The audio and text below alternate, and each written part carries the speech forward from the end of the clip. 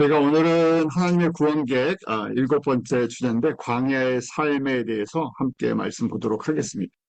창세기부터 저희가 이 요한계시록까지 하나님께서 큰 구원의 뜻을 가지시고 어떻게 역사를 움직여 나가시나. 그래서 저희가 역사를 보는 눈을 하나님의 이 구원, 하나님의 언약하시고 구원을 이루시는 이 큰 그림 속에서 보자고 이 말씀을 이렇게 보고 있는 겁니다. 그래서 이렇게 이제 저희가 성서적인 역사적인 시각을 가질 때 세상을 보는 것도 또 교회를 보는 눈도 저희가 변화될 수 있죠. 예수님이 원하시는 예수님께서 역사의 시작과 완성이 되시는데 어떤 방향으로 어떤 길로 인도하시는지를 보게 되죠. 그래서 저희가 이 하나님의 구원 계획표를 항상 머릿속에 집어넣으시고 흘러가는 이 흐름들을 항상 이해하기를 원했던 겁니다. 그래서 아담이 타락한 이후부터 역사가 시작됐다. 인간의 시간이 시작이 됐다고 이제 보는 거죠. 그래서 성서적으로는 기원전 4114년, 그래서 약 4000년, 아담부터 우리 구약의 역사를 그래서 4000년으로 보는 것이고, 500년 단위로, 1000년 단위로 하나님께서 믿음의 인물들을 통해서 이 땅에 오실 예수 그리스도를 예비하는 초림하시는 예수 그리스도에 대한 그림들을 하나씩 하나씩 연극 무대처럼 보여주신다 그랬어요. 그래서 저희가 500년 단위로 이렇게 성서의 역사의 흐름을 따라갈수록 여제옥선으로 오시는 예수 그리스도, 특별히 이 모세를 통해서 이 유월절 어린 양의 예수 그리스도를 통해 어떻게 하나님의 백성들이 구원을 받는지 선명해지죠. 그래서 처음에 가죽을 지어 입히실 때는 이것이 어떤 그림으로 흘러갈 것인가 하는 그 참 그림을 저희가 그리기 어려웠는데 한 단계 한 단계 올라갈수록 선명해지다가 특별히 모세를 통해서 직접 역사의 현장 속 이 애굽에서 어떻게 하나님의 백성들을 약속의 땅으로 인도하시는가 하는 그 과정 속에서 구체적으로 유월절 어린 양의 피로 구원하시는 하나님의 놀라운 능력을 보게 되죠. 그때 그래서 저희가 예수님이 오셔서 어떤 사역을 하실지에 대한 그림들이 이제 신약의 그림들이 구체적으로 나타나기 시작합니다. 자, 그래서 출애굽의 이 과정은 저희들에게 주시는 메시지가 많아요. 유월절 어린 양의 사건으로 저희가 죄사함을 얻고 구원을 받고 그 후에 바로 약속의 땅으로 들어간 것이 아니라 이 40년 동안 광야 생활을 하죠. 그래서 우리가 광야 생활 40년을 광야 교회다 이렇게 이제 보는 겁니다. 그러니까 대부분의 성도들이 광야 교회에 머무르고 있다고 보는데 왜냐하면 이것이 모형이라고 보는 거죠. 구약의 교회는 광야 교회 같은 모습들이 있어요. 그리고 반드시 모든 성도는 광야의 길을 지나가야 한다는 거예요. 어떤 성도는 예수님을 믿고 바로 가나안을 정복하는 여호수아 군대 같이 되지 않는 거예요. 왜요? 저희는 애굽에서 태어나서 세상 가운데서 자라고 세상의 영향을 받던 사람들이기 때문에 그렇죠. 자, 이 과정을 통해서 성도 믿음의 여정들을 정확히 보여주세요. 저희들에게는 굉장히 큰 은혜의 시간들이에요. 미리 볼 수 있었던, 우리에게 미리 보여주는 그런 예배 평가 같았기 때문에 그렇죠. 자, 출애굽의 여정 최종 목적지는 가나안입니다. 창세기 15장에서 아브라함에게 이미 약속하셨어요. 이 땅을 너와 내 자손에게 영원토록 주겠다. 그때는 땅을 안 주시고 너와 내 자손에게 주시겠다고 하고 동서남북을 보라 하고 보여주셨죠. 근데 실제 받는 데는 500년이 지나서 이 훈련의 과정 속에서 500년이 지나서 땅을 주십니다. 그것이 여호수아를 통해서 이루어지기 시작하죠. 그래서 최종 땅은 가나안 땅이에요. 제 가나안은 젖과 꿀이 흐르는 땅이지만 천국은 아니에요. 그러니까 저에게 이제 가나안을 현대 우리 성도들에게 이제 적용한다 그러면 물론 이제 우리의 가나안을 어떨 때는 마치 천국처럼 표현하는데 실제 우리 삶 속에서는 우리가 예수 그리스도의 이름으로 증거해야 할 또 정복해야 할 그런 미중도 종족 지역이다 이렇게 볼 수 있겠죠. 세상 가운데 복음이 전해져야 할 곳이에요. 아브라함에게 창세기 15장에 이것을 약속해 주셨어요. 그러면서 이 땅을 내게 주어 업을 삼게 하려고 너를 갈대아 우르에서 이끌어낸 여호와. 여호와 하면 저희가 뭘 생각해야 된다 그랬죠? 예수 그리스도의 피예요. 피의 역사예요. 여호와 언약하시는 하나님인데 뭘 언약하십니까? 여자의 후손으로 오셔서 자기 백성을 저들에 대해서 구원하실 분이세요. 어떻게 구원하시나? 피로써 덮어주신다. 그래서 지금 이걸 진행하시는 분이 누구라고요? 여호와예요. 누가 갈대아 우르에서 아브라함을 불러내셨다고요? 여호와께서. 왜요? 지금 예수 그리스도의 구원의 역사를 아브라함과 아브라함의 자손을 통해서 보여주시겠다는.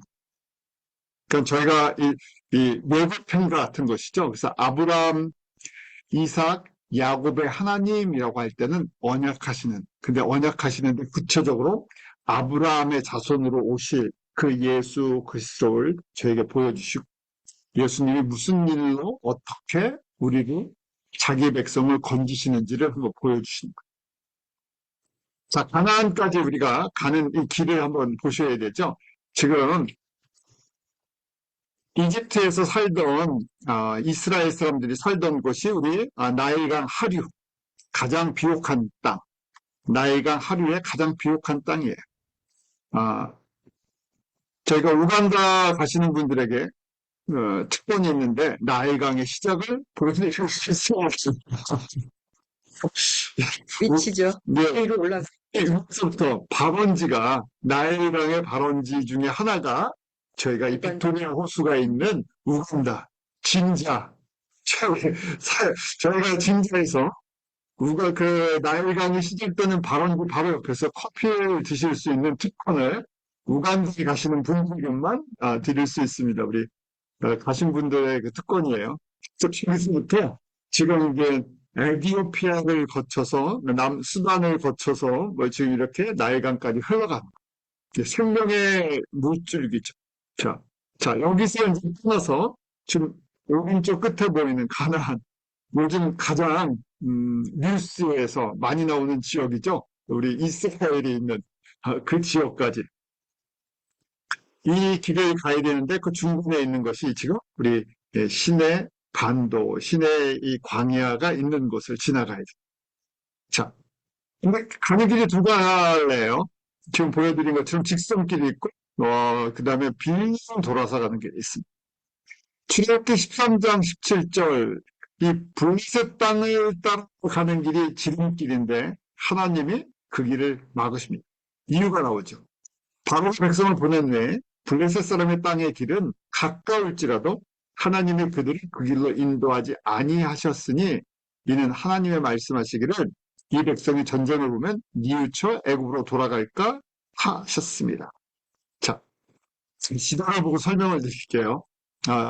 지금 이 나일강 하류에서 시내 반도를 지나서 가나안까지 가는 이 길이 지름길이에요.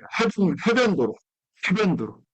저희 이 해변길을 따라가면 뭐 여덟이면 갈 수 있는 거리죠. 그런데 이 길은 누가 점령하고 있다고요? 지금도 저희가 가자 지구 때문에 이 이슈가 되는데 이미 블레셋, 우리 팔레스타인의 조상들이죠. 블레셋이라는 사람들이 이 바닷가 지역을 점령하고 있었어요. 그래서 이 길을 따라 가려 그러면 이스라엘 사람들은 전쟁을 겪어본 사람들이 아니에요. 이 나일강 하류에서 농사를 짓던 그냥 평범한 사람들이죠. 근데 갑자기 블레셋 사람들은 철기 문화를 경험했던 청동기 문화, 철기 문화 이런 걸 경험하는 이 순한 민족들이에요. 정착을 하면서 한때는 이집트의 지금 애굽의 이 북쪽을 점령을 해서 이집트 왕조의 왕으로 있었던 적이 역사적으로 나옵니다. 그 정도로 이쪽 해변가를 완전히 점령하고 있었기 때문에 지금 하나님께서 글로 안 보내시겠다. 갔다가 한번 전쟁을 만나면 어떻게 되겠습니까? 무서워서 바로 되돌아와서 우리는 애굽을 안 떠나겠습니다. 세상이 좋사오니 세상이 여기서 그냥 편하게 살겠습니다. 그럴 가능성이 있다고 말씀하시는 거예요. 그래서 여기는 가까워도 안 보내시겠다 하죠. 블레셋으로 가는 길이었어요. 두 번째 길은 이제 시내 광야를 빙 돌아서 가는 거. 그런데 이거 빙 돌아도 사실은 뭐 한 길이면 가겠죠. 근데 여기 몇 년 돕니까? 40년을 이 신앙생활이 그래서 하나님의 뜻을 잘 알지 못하면 그냥 계속 반복되는 제자리 걸음 같은 신앙생활을 하는데 이걸 보여주시죠. 자, 우리 이 람셋, 고센 지방의 람셋을 떠나서 숲곳 미라호스를 지나서 쭉 시내반도 밑에 시내산, 호렙산이라고 하는 데까지 내려왔다가 올라가는 길입니다. 그래서 하나님이 홍해 광야길로 돌려 백성을 인도하셨다고 되어 있죠. 하나님이 하신 거예요. 모세가 인도한 것이 아니라 모세는 하나님의 종이죠. 하나님께서 대리인으로 인도자로 세우셨어요. 그래서 이스라엘 자손이 애굽 땅에서부터 이제 황홀을 지어 나오기 시작합니다. 그러니까 40년 동안 한 훈련은 뭐냐면요. 제가 전에도 말씀드리지만 군대 가면 처음에 제식 훈련, 걷는 훈련 하잖아요. 앞으로 가, 뒤로 가, 옆으로 가 하는 거. 하나님의 명령을 따라 걷는 훈련. 왜요? 내가 내 마음대로 살아왔던 인생이 이제 나의 인생의 주권이, 내 인생의 주권이 여호와 하나님께 있습니다 하고 인정을 하고 따라가는 거예요. 그 맡기고 따라가면 너무 쉬운데 내가 가고 싶은 데로 가고 싶은데 그렇게 가니까 어려운 것처럼 보이죠. 자, 이 과정 반드시 필요한 과정입니다. 이유는 전쟁을 치를 훈련 과정이기 때문에. 막 태어났어요, 영적으로. 이미 성인들이지만 육적으로는, 세상적으로는, 영적으로는 이제 여호와가 누구신지를 알아가기 시작한 거예요. 그래서 우리 영적 어린아이다 훈련 과정이 필요합니다. 그 남자분들은 뭐 학교 다닐 때 교련 시간도 있었고, 뭐 군대 가서 훈련도 하는데, 저희가 항상 갖는 의문이 그거예요. 교련 시간 학교 다닐 때도 그랬어요. 왜 학교에 학생들을 모아놓고 교련복을 입혀서 저기서는 정말 쓸데없는 훈련인데 계속 걷기만 하는 거야. 줄막 서서 걷기 하는 거. 그거 하나. 근데 군대 훈련소 보면 큰 거 시켜요. 졸부가 무서운 목소리로. 그럼 하나님이 똑같은 걸 시키세요. 왜냐면 새로운 규칙과 뇌가 아니라 전체를 따라 움직이게 하는 전체의 명령에 따라 움직이게 하는 지도자의 명령에 따라 움직이게 하는 훈련을 시키죠. 군대의 기본적인 훈련이에요. 지도자의 지휘관의 명령에 따라 움직여야죠. 그래서 지금 똑같은 훈련을 해요. 그래서 라신셋에서 출발을 해서 갑니다. 숲곳을 발행하여 광야 끝 에담의 장막을 치니 그런 데서 누가 인도하시냐면 21절 여호와께서 그들 앞에 행하사 낮에는 구름 기둥으로 그들의 길에 인도하시고 밤에는 불 기둥으로 그들에게 비추어 주야로 진행하게 하셨다. 낮에는 구름 기둥, 밤에는 불 기둥. 그래서 저희가 이건 성령님이시다 이제 보는 거예요. 인도하시는 분은 여호와세요. 그리고 확실히 앞에 먼저 진행하시는데 구름 기둥과 불 기둥으로 인도하세요. 그렇게 살아본 적이 없었죠. 그래서 비로소 성령님의 인도하심에 따라 그냥 걸어가기 시작해. 그래서 성령님과 동행하는 삶, 예수님과 동행하는 삶 이런 얘기를 하죠. Walking with Christ, Walking with the Holy Spirit 이렇게 얘기를 하는데 이게 무슨 말인가? 목적을 불러내신 거예요. 그래서 그 목적에 맞춰서 이제 훈련을 시키시는 거예요. 저희도 마찬가지잖아요.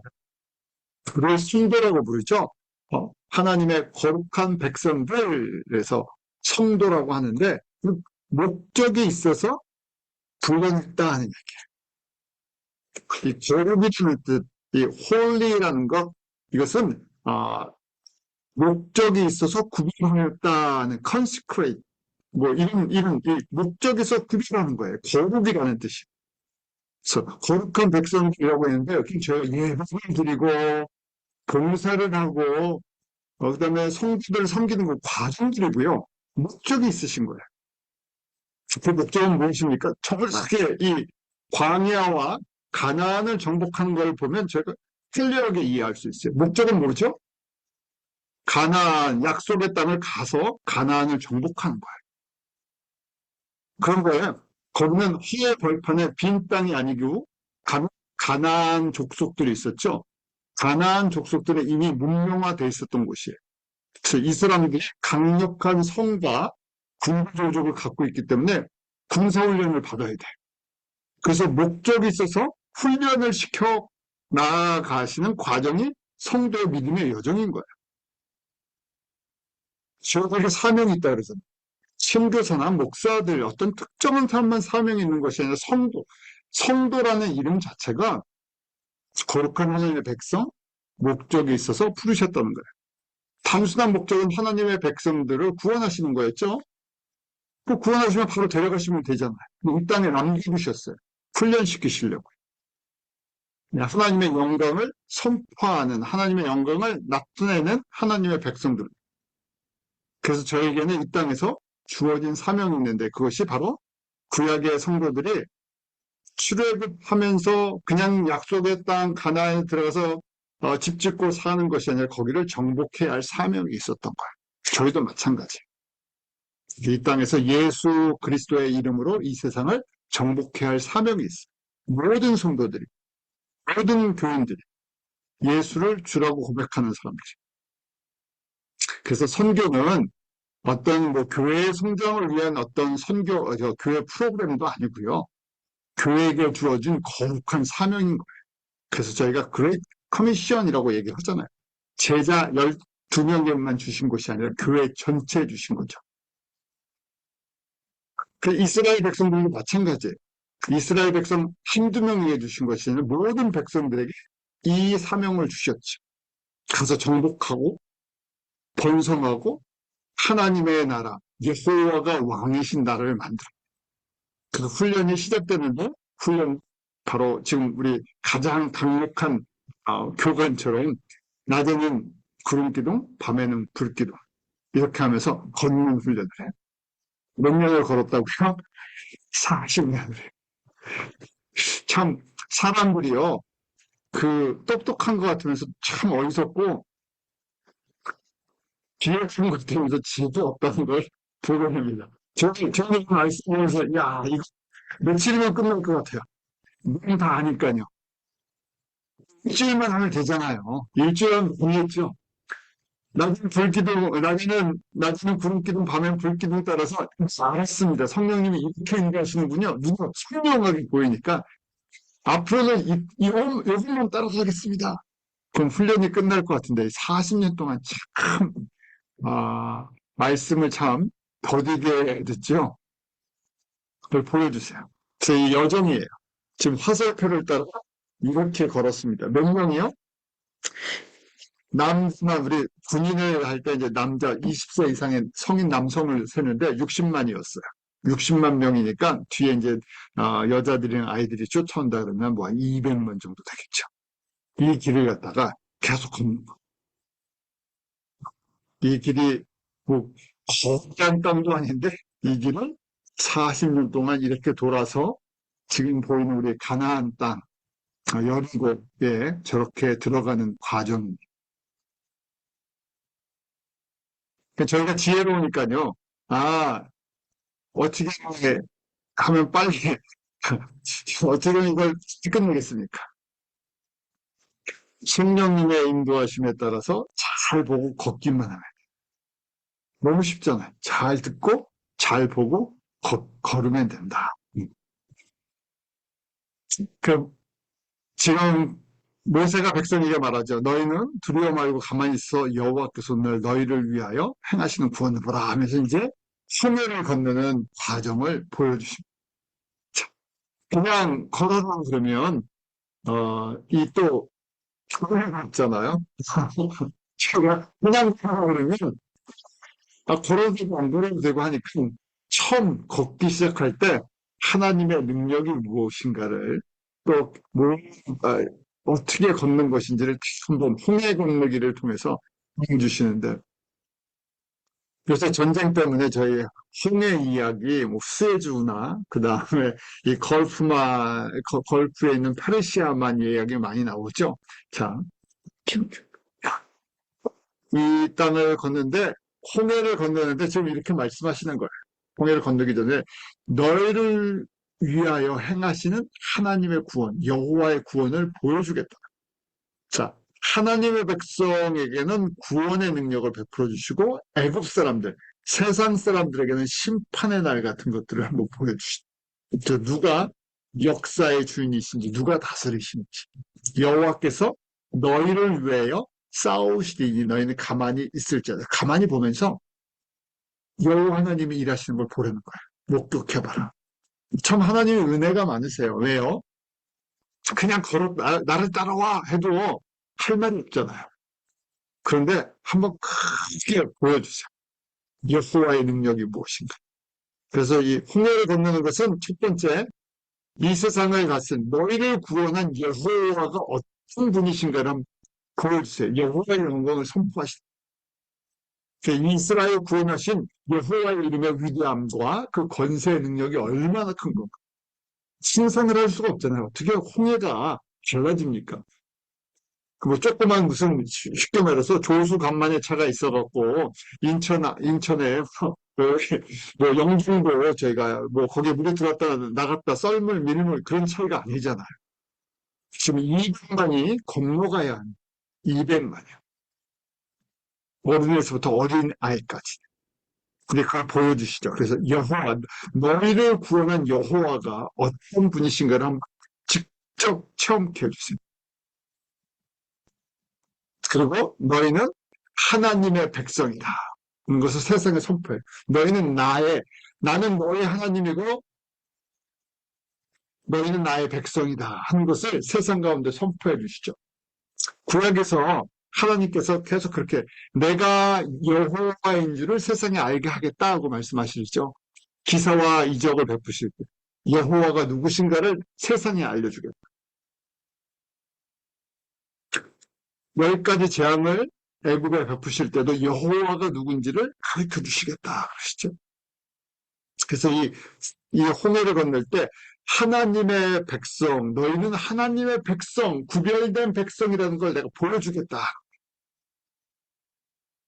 하나님의 영광도 나타나고 너희는 구별된 백성이라는 걸 보여주시겠다는 거. 어떻게 해요? 마른 땅을 200만이 건너가고 그 다음에 애굽 사람들이 쫓아왔죠. 애굽 사람들 어떻게 됩니까? 제가 영화를 봐서도 기억하시겠지만 다 바닷물에 잠겨버려요. 그래서 구별하시는 것. 그래서 제가 인간적으로 생각하면 잔인한 거예요. 200만은 구원하시고 그 나머지 사람들은 싹 죽여버리시니까. 목적은 무엇입니까? 여호와가 누구시고 하나님의 백성이 어떤 사람들인가. 이 땅 가운데서 하나님의 백성과 세상의 백성, 하나님의 백성을 통해서 여호와가 누구신지를 선포하게 하시죠. 그러면서 세 번째, 우리에게 영적으로 이 홍해를 건너는 것은 세례를 받는 것과 같은 의미다 하는 것을 가르쳐 주세요. 갈라디아서에도 그렇고 고린도전서에서도 그렇고 로마서에서도 그렇고 그래서 예수님과 합하여 세례를 받는 모습을 홍해를 통해서 보여주세요. 그러니까 제가 분명한 거 세례를 받아서 구원을 받는 건 아니죠. 세례는 구원받은 하나님의 백성들이 세상에 선포하는 의식이에요. 나는 하나님의 백성. 예수님은 나의 구원의 하나님. 나는 이제 세상의 길을 걸어가지 않고 예수님과 함께 믿음의 길을 걸어가겠습니다. 선포식이에요. 결단식이에요. 그런데 지금 내가 영적으로 거듭났으니까 어리니까 옆에서 기도와 양육으로 나를 도와주십시오. 이 길을 걸어갈 수 있도록. 그래서 세례는 완성이 아니라 내가 이제 예수님과 함께 믿음의 길을 걸어가겠습니다 하는 시작점. 그래서 지금 로마서 6장 3절 4절에도 그렇죠. 그리스도 예수와 합하여 세례를 받은 우리는 그의 죽으심과 합하여 세례를 받은 줄 알지 못하느냐 하면서 예수 그리스도와 함께 십자가에 하나가 돼서 죄와 함께 죽고 예수님의 부활하심으로 말미암아 우리도 물속에서 올라오면서 새로운 삶, born again, 거듭난 삶을 살아가는 거죠. 이 땅에서.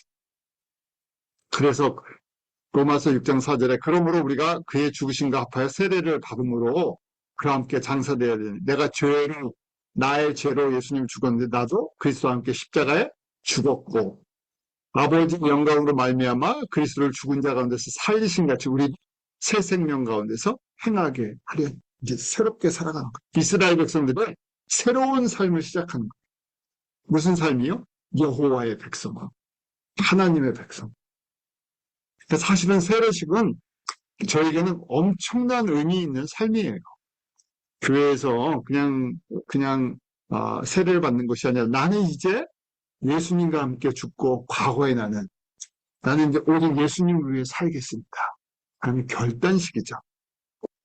그래서 이 세례를 받는다는 것은 옛 가치관, 문화, 습관, 세상의 영향력을 씻어버리겠다. 그리고 이제부터 구별된 삶, 거룩한 삶을 살겠습니다고 선포하는 거죠. 예수님을 닮아가겠습니다. 예수님이 우리에게 인도하신 우리를 통해서 원하시는 삶을 살겠습니다는 고백의 시기. 그리고 중요한 것은 시작점이죠. 완성된 게 아니에요. 저 세례를 받고 저희가 공동의 책임이 있는 거예요. 이 세례를 받은 사람이 십자가 군사가 되도록, 예수님의 제자가 되도록, 복음의 일꾼이 되도록 계속 양육해주고, 격려해주고, 훈련을 시켜줘야 돼요. 그래야 변화되는 거예요. 거룩한 삶을 살아가는 과정이니까. 자, 이렇게 얘기하면 저희가 바로 팔복의 이제 삶을 살겠습니다. 제자의 삶을 살겠습니다는 결단식과 같은 거예요.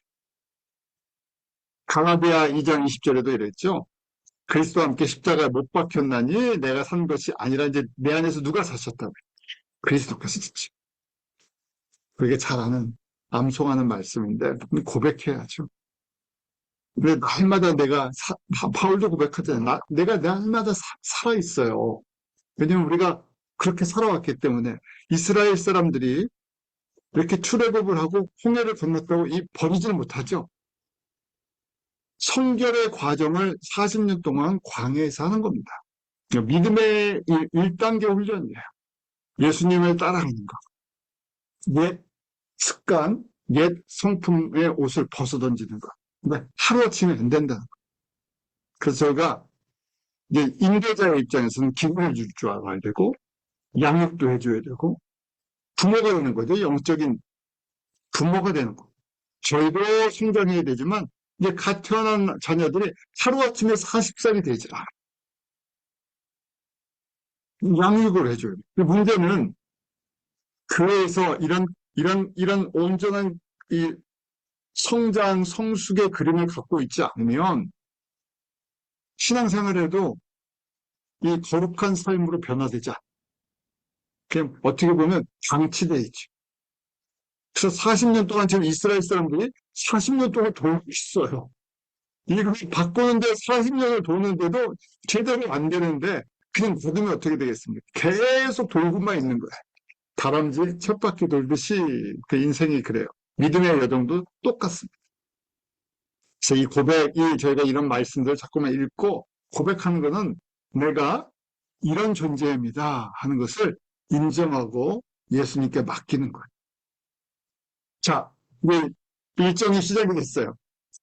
떠날 때는 40년이 걸린다고 아마 생각을 못했을 거예요. 물론 이 12명의 정탐꾼을 보낼 때 그때 그 말씀하셨죠? 그때 이제 계산을 해서 했지만 이 사람들은 그림 자체는 이게 무슨 말인지 이해하지 못했을 거예요. 자, 이제 저희가 이 지도에서 보시는 것처럼 홍해를 건너서 그 다음에 이제 홍해를 건너서 들어온 지 3일째 됐다고 돼 있어요. 출애굽기 15장에 보면 모세가 홍해에서 이스라엘을 인도하며 그들이 나와서 수르 광야로 들어가서 거기서 4일 길을 걸었으나 물을 얻지 못하고 마라에 이르렀더니 그곳 물이 있어서 마시지 못하게 했으므로 이름을 마라, 쓰다, 괴롭다 하는 말을 썼어요. 자, 지도를 보시면 좋겠죠? 자, 거기 마라 4번이에요, 4번. 마라라고 써있죠? 신분에서 3번이 홍해를 걷는 지점이라고 보면 건너지마다 좀 3일 내려왔대요. 3번에서 4번까지. 4번까지 지금 내려왔는데 지금 뭐가 현실의 문제가 뭐가 생겼어? 물이 없는 거예요. 여기 광야니까. 물이 써다 하는 것은 마실 물이 아니라는 얘기죠. 그래서 그거 보고 죽었대. 그런 걸 봐서 느꼈어요. 그래서 마라라는 것은 히브리어로 쓰다, 괴롭다. 봐서 말을 한 거야. 목이 너무 마른 거야. 괴로운 거야. 이 길이 쉬운 줄 알았는데 이 길이 쉽지가 않아. 자, 그때 이 여호와 하나님께서 이 이스라엘 사람들에게 여호와 라파로 임하시는 것을 가르쳐 주시고 그 조건이에요. 우리 출애굽기 15장 26절이죠. 너희가 너희 하나님 나 여호와의 말씀을 청종하고 나의 보기에 의를 행하고 내 계명에 귀를 기울이고 내 모든 규례를 지키면 보여주신 거예요. 내가 너희들을 도와주지 않으면 인생은 뭐라고요? 싸는 거예요. 괴롭다는 거. 그런데 예가 있어요. 이 복을 받는 기준이에요. 여호와가 치료하시는 하나님, 나파는 치료하시는 하나님이죠.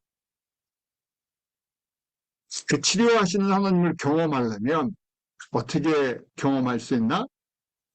이 조건이 있다는 거예요. 구원은 조건이 없었어요. 그렇잖아요. 그냥 예수 그리스도의 피를 믿으면 내가 죄사함을 얻고 하나님의 자녀가 돼요.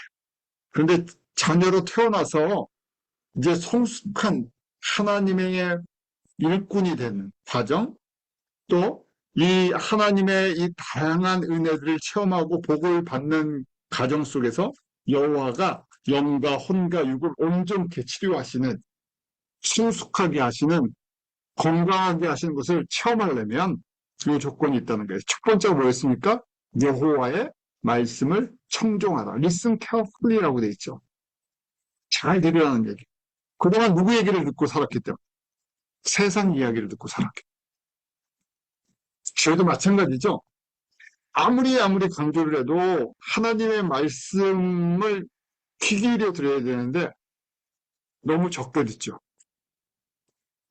설교를 많이 들으라는 얘기가 아니라 내 삶 속에서 가장 중요한 것이 여호와의 말씀입니다 하는 삶의 기준이 정해져 있어야 되는데, 하나님의 말씀이 저희들에게는 대부분의 성도들이 하나님의 말씀이 그냥 신앙생활에서 마음의 위로를 받고 있어요. 정도. 그 다음에 어떤 나의 필요에 의해서 하나님의 뜻이 무엇인지, 왜 하나님이 이 말씀을 왜 우리에게 주셨는지, 왜 우리가 성경이라는 구약과 신약의 말씀을 왜 하나님의 백성들에게 주셨는지 대부분의 성도들은 이해하지 못하고 신앙생활을 해요. 목적이 있어서 주신 거 아니에요. 글을 쓴다는 것은 저희가 편지를 써도 그렇고 목적이 있죠. 이 내용을 읽으면 이렇게 되기를 원했던 게 있어요.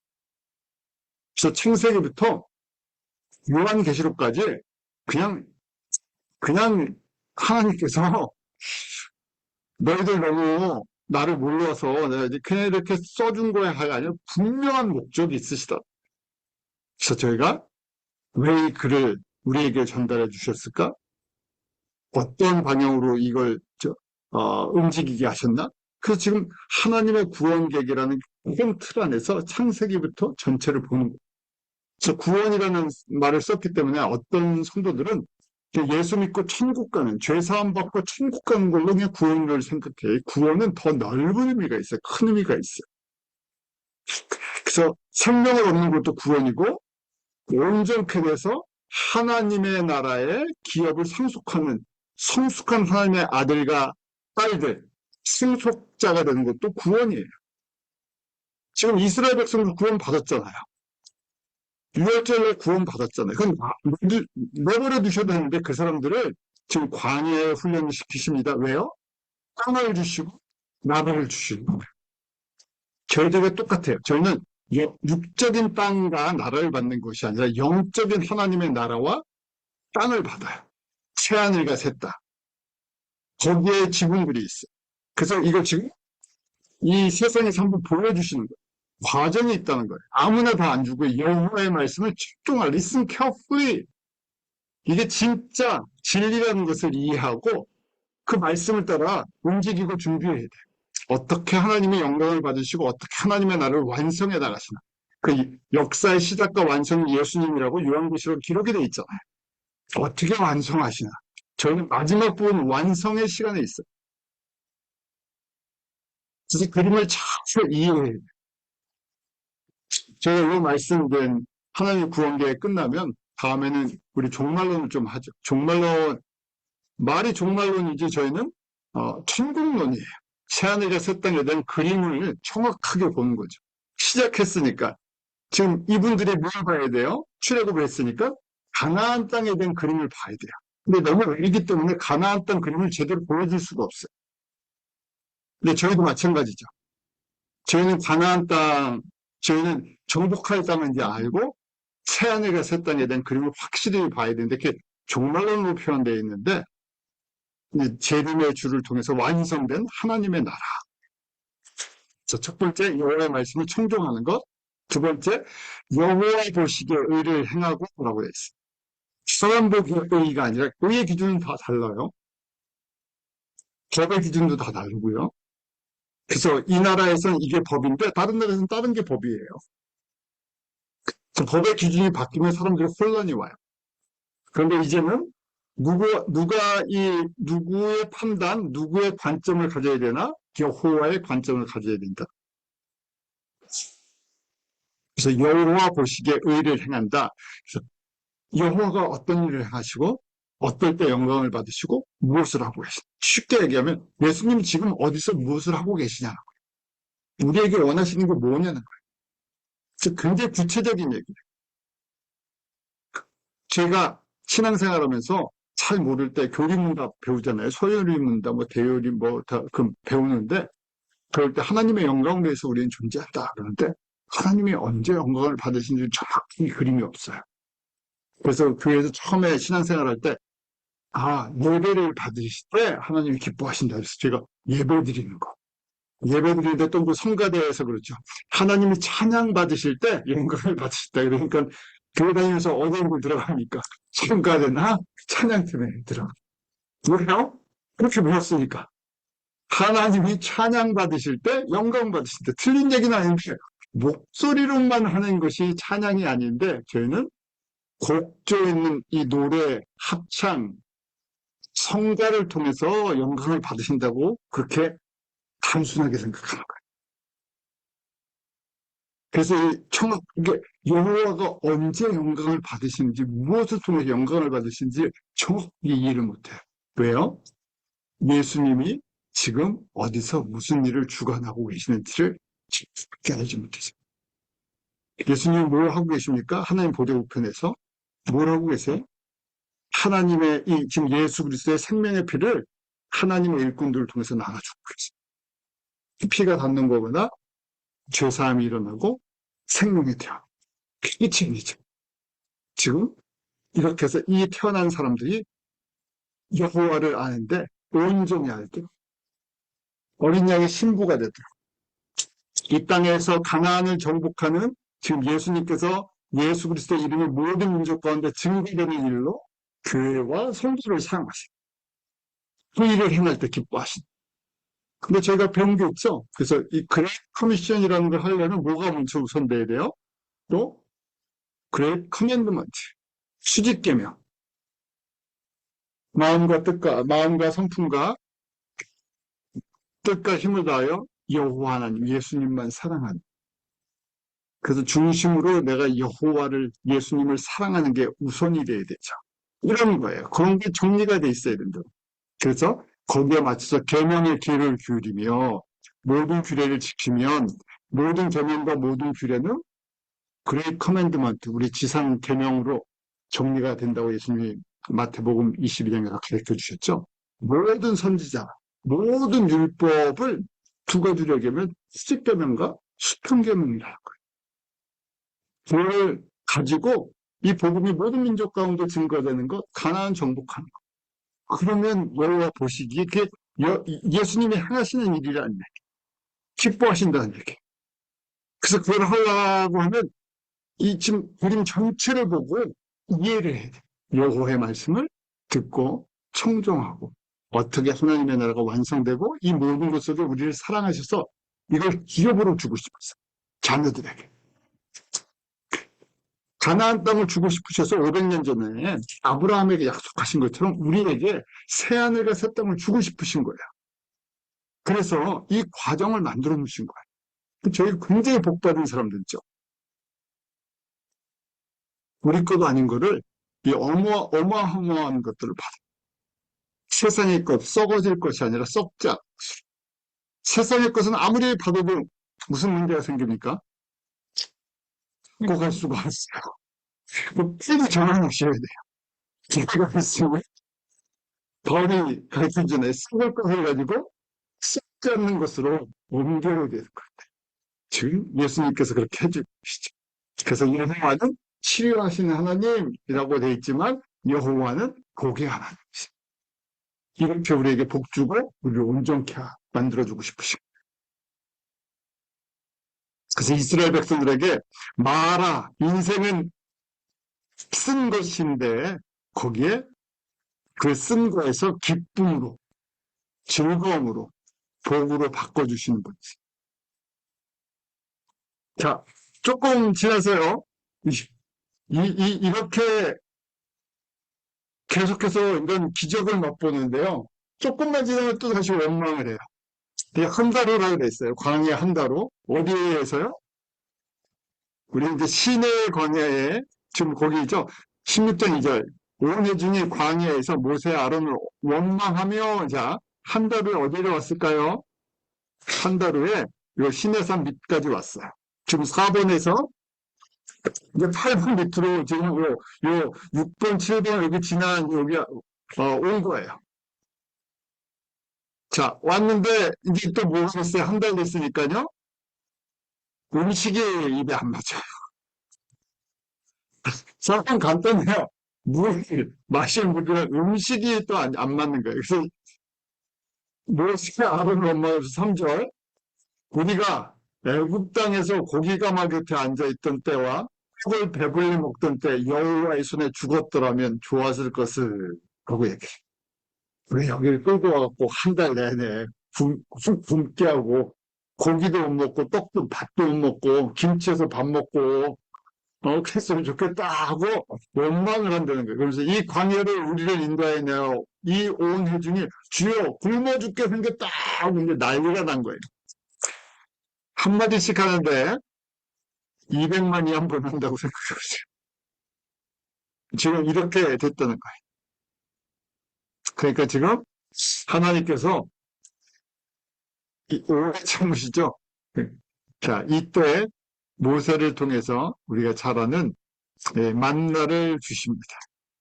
그러니까 세상을 의지하며 세상의 것을 즐기던 사람들에게 하나님을 의지하면서 하나님을 공급하시는 걸 경험해요. 근데 맛이 세상 맛이랑 다르죠. 맛이 없어요. 맛이 없는 것처럼 느껴지죠. 자, 그러면서 모세에게 이르시되 너희를 위해 하늘에서 양식을 비같이 내리신다고 했어요. 근데 그냥 먹는 게 아니라 너희가 일용할 양식을 먹어야 돼요. 그래서 그들에 대해 율법을 준행하나 아니하나 시험하겠다 하시면서 6일 동안 매일 한 번씩 나가서 하루치씩만 받아와야 돼요. 그리고 6일째 안식일을 위해서 이틀째 받을 수가 있어요. 이걸 언제까지 합니까? 여호수아 5장 12절에 보면 가나안 땅에 들어가서 그 땅의 곡식을 먹는 날까지 40년 동안입니다. 그래서 여호와가 생명의 떡이라는 것을 경험시키세요. 예수님께서 요한복음 6장에 내가 생명의 떡이다.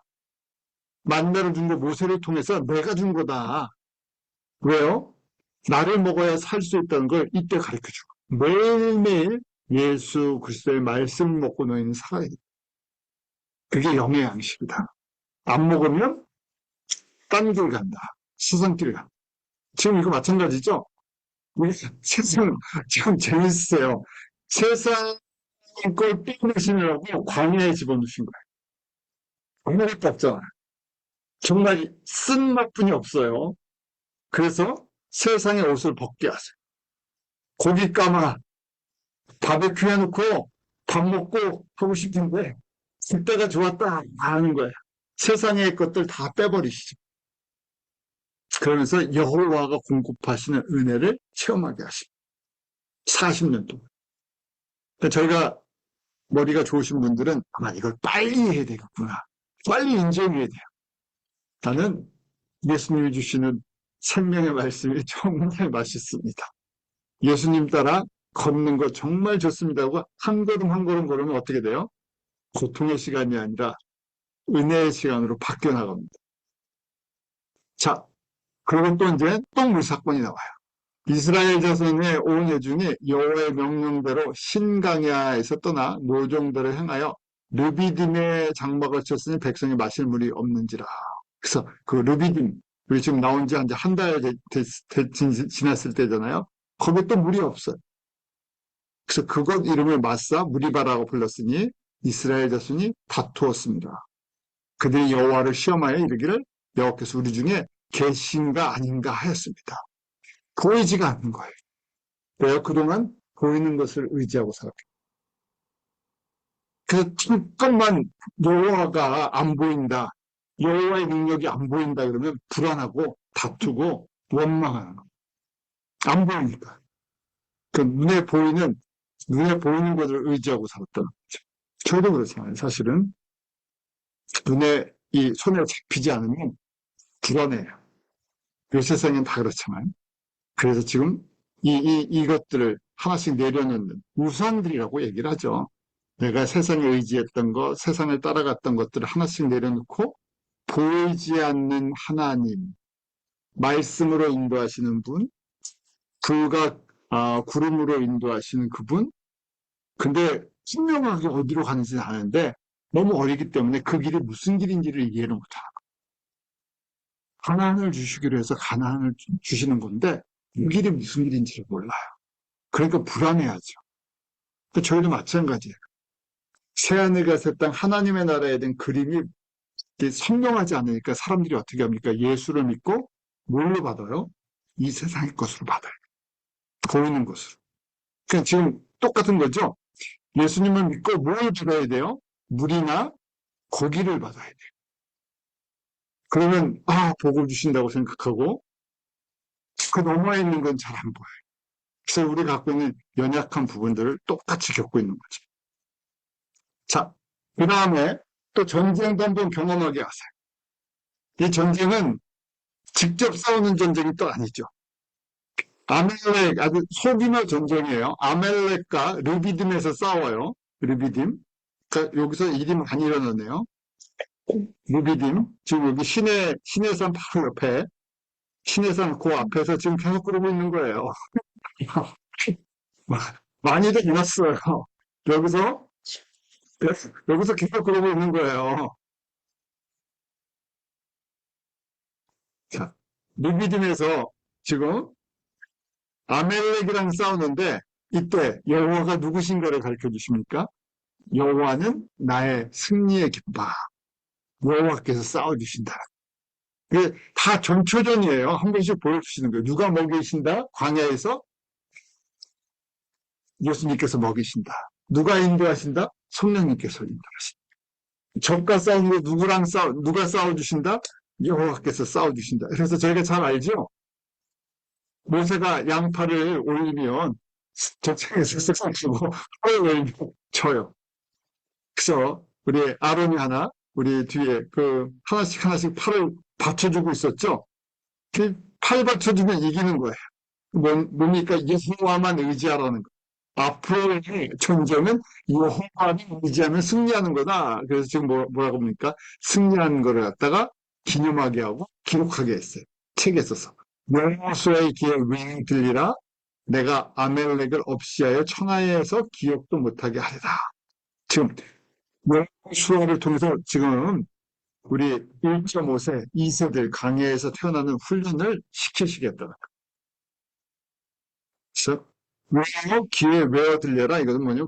이걸 그래서 귀에 못 박아서 가슴에 새기게 여호수아를 통해서 그 후손들이 지금 여호수아 그 군대라고 얘기를 하죠.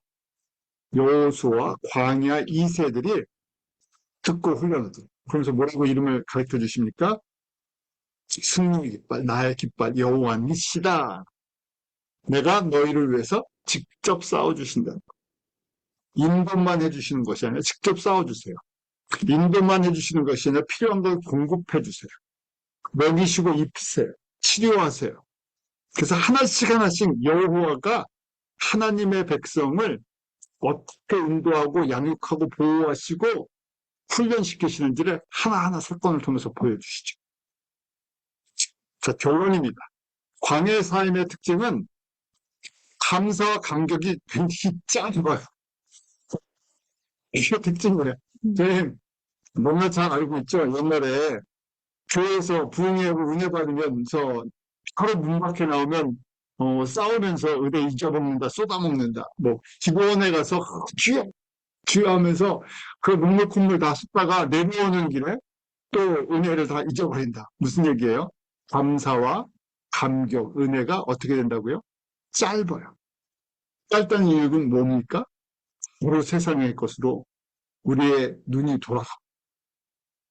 조금만 힘들고 조금만 어려우면 어떻게 됩니까? 바로 불평과 원망을 해요. 왜요? 그 안에 가치관, 세계관, 물질관, 삶이 애굽 스타일의 것이 그대로 나와 있습니다. 비교하고 세상 것과 비교하고 세상 사람과 비교하고 그래서 예수 믿고 내가 세상에 있었을 때보다 더 잘 되면 내가 예수 믿고 이렇게 복 받았어요 자랑하고 예수 믿고 그만큼 안 되면 어떻게 됩니까? 숨으려고 해요. 왜냐하면 그 큰 그림은 잘 이해를 못해요. 그래서 수시로 세상을 자랑하고 세상의 우상들을 의지해. 눈에 보이는 것만 우상이 아니라 보이지 않는 많은 것. 여호와보다 더 사랑하는 것, 예수님보다 더 사랑하는 것, 예수님보다 더 귀하게 여기는 것들이 다 우상이 되죠. 그러니까 저희는 우상 속에서 사실은 살고 있는 거예요. 왜냐하면 이 세상에 보이는 것들이 너무 많으니까. 없으면 없는 대로. 아프리카는 아프리카에 살면 욕심이 없을 것 같습니까? 아프리카 사람들도 욕심 엄청나요. 왜냐면 노력으로 가질 수 있는 게 한계가 있으니까 다 욕심을 부릴 수도 있어. 이 세상, 눈에 보이는 게 많은 대로 또 욕심을 부리죠. 그래서 이스라엘 사람들이 모세가 안 보이고 하나님의 능력, 여호와의 능력이 잠깐만 안 보이면 바로 어떻게 합니까? 애굽에서 섬기던 신을 여호와라고 생각해요. 그 섞어서 믿는다. 그리고 수시로 불평을 해요. 모세도 결국은 200만을 데리고 40년 하다가 어떻게 합니까? 아, 이분도 스트레스 엄청 많이 받으셨어요. 그래서 마지막에 진노하는 인간적으로 진노하는 모습을 잠깐 보여주죠. 그만큼 사람들의 이 불평과 원망이 40년 동안 얼마나 극심했나 하는 것들을 제가 볼 수 있습니다. 오늘 여기까지 한번 보고요. 이것이 우리가 큰 차트를 보는 것처럼 예수님을 믿었다고 하나님의 자녀가 되었다고 하루아침에 복음을 전하는 십자가 군병들, 팔복의 사람, 성령의 사람 이렇게 되지 않는다. 하나님이 사랑하시니까 훈련시켜 주시. 저희가 그 훈련의 목적을 잘 이해하시기 바랍니다. 기도하겠습니다.